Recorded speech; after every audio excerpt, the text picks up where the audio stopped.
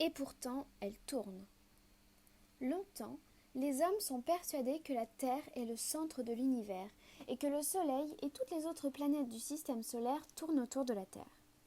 À l'Antiquité, cette théorie se base notamment sur les travaux d'Aristote et d'un certain Ptolémée.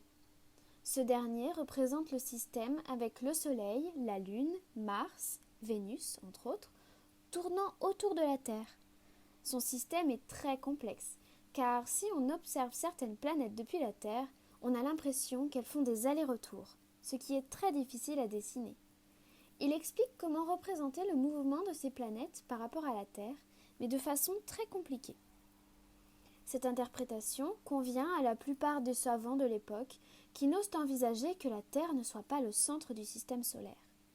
Cependant, au cours du XVe siècle, un moine mathématicien polonais, Copernic, reprend le système de Ptolémée, dont l'extrême complexité le gêne. Il essaye d'expliquer le mouvement des planètes, non plus en mettant la Terre au centre du système, mais le Soleil. Comme par magie, tout se trouve simplifié. La Terre, Vénus, Mars et les autres planètes tournent autour du Soleil. La Lune tourne autour de la Terre. Et la Terre tourne sur elle-même.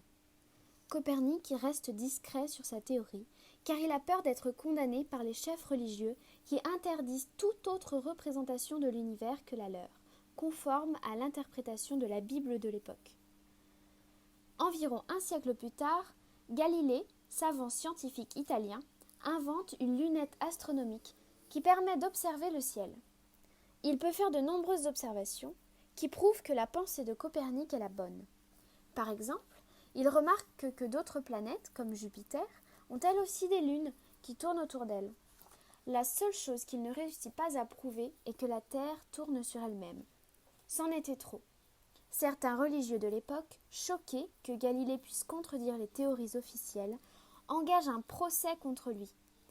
Malgré les preuves qu'il présente, Galilée est condamné à la prison et il doit officiellement renier ce en quoi il croit. Mais la légende dit qu'après avoir renié ses travaux devant le tribunal, il aurait chuchoté « Et pourtant, elle tourne ».